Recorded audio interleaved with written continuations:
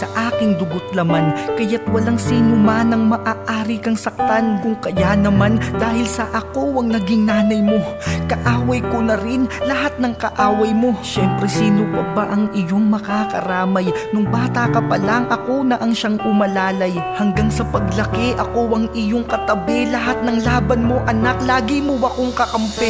Di ko hahayaang apihin ka lang ng kahit sino. Walang pwedeng manakit sa'yo habang ako'y nandito. Dahil kahit na maging buhay ko pa ang itaya, gagawin ko wala lang mangyari sa'yong masama. Dahil ikaw lamang ang siyang natatangi kong kayamanan, nagbibigay lakas sa tuwing pinanghihinaan. Kakampi mo ako sa kahit na anumang laban. Pangako ko anak, hindi kita pababayaan. Hanggang sa huli anak, ipaparamdam ko sa'yo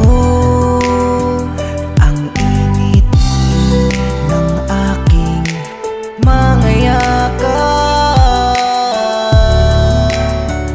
Hanggang sa huling sandali, hanggang sa isang araw ay meron kang nakaalitan. Yung gulo ng sitwasyon ay hindi ko na mapigilan. Ang tangi ko lamang nagawa sa iyo yumakap, upang hindi ka maggalaw ng taong humahawak. Sa'yo nabatid ko na may balak na masama. Nasa tabi mo lang ako, hindi ako mawawala. Ipagtatanggol kita kahit na siya ay armado. Hindi ako papayag na ika'y maargabyado. Subalit kay bilis ng sumunod na naganap. Yung higpit ng yakap ko sa'yo'y agarang lumuwag. Isang putok ng baril ang kanyang pinakawalan, na siyang dahilan ng pagbagsak ng aking katawan. Ngunit ang isang pang napakasakit ay isang malakas na pagputok ulit ng aking nadinig. Ika'y duguan na ding nakahandusay sa sahig. Yun ang huling kita ko sa'yo bago ang sunod na kalabit.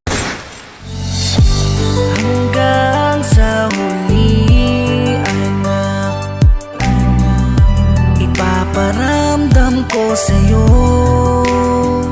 ang init ng aking mga yakap. Hanggang sa huling sandali, di ko hahayaang apihin ka lang ng kahit sino. Walang pwedeng manakit sa'yo habang ako'y nandito. Dahil kahit na maging buhay ko pa ang itaya, gagawin ko wala lang mangyari sa'yong masama. Dahil ikaw lamang ang siyang natatangi kong kayamanan, nagbibigay lakas sa tuwing pinanghihinaan. Kakampi mo ako sa kahit na anumang laban. Pangako ko anak, hindi kita pababayaan.